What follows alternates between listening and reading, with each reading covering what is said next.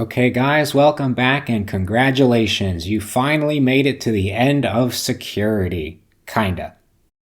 So like I said at the start of the mini-series, security sucks. It's not a shiny new feature. If you screw it up, everyone is mad at you, but no one is happy when you do it right because that's what they expect. That being said, there are a few more things to cover in security. I'm not going to cover them in this mini-series because this is the no BS guide to Java Spring Boot. But I want you to be aware that these exist, and you can point your self-directed study in these directions if you need to.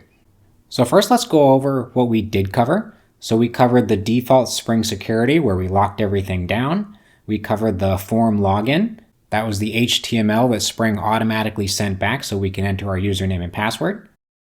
We covered the in-memory user details service.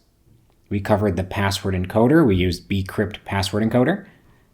We covered the security filter chain, both in the code as well as the abstract concept of it. We authenticated endpoints, so we said these endpoints could only be accessed if the user is logged in. We did access control, so we did authorities and roles, and we assigned those to specific users, so only specific users could access certain endpoints.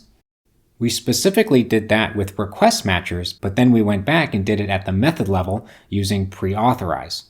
We did 2 full videos on JSON web tokens. We generated them, sent them back to the user, and then we validated them in the security filter chain. We wrote a custom authentication filter in the filter chain. That's what validated our JSON web token.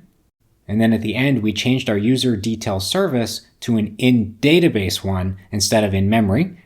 We even then talked about the authentication manager, which uses the user details service to authenticate users.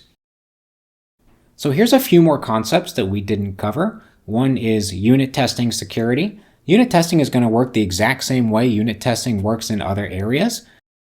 OAuth 2. This is an industry standard authorization protocol for third-party apps. So if you've ever seen this little icon, continue with Facebook or continue with Google, that is using OAuth 2. You authenticate with Google, and then Google basically sends a token to Spotify to say, hey, this user can log in, but it doesn't give them their password. We also didn't talk about session cookies. This is information passed around in the header of a request, and it's an alternative to JSON web tokens. So instead of having a token that's saved with the client, you have a session stored on the server. So every time the user makes a request, it checks to see if that session is still active. Of course, you could implement 2-factor authentication. At that point, you would probably want to go with a third-party trusted system like Okta or Google to manage this for you, especially if you're starting to get to this level.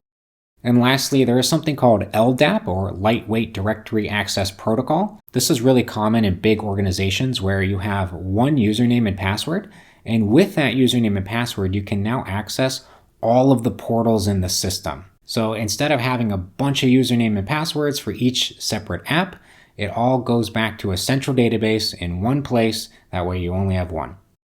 This could also be used to do a SSO, or single sign-on, meaning once you sign in once, you then have access to everything.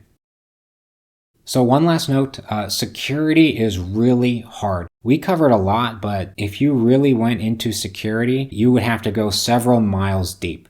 You would have to understand cryptography, hashing, the latest standards, the latest hashing protocols, and other vulnerabilities like SQL injection or even other things. This is a full-time job, so if you want to go into security, keep that in mind. The average Java Spring Boot developer definitely does not need to be an expert on security.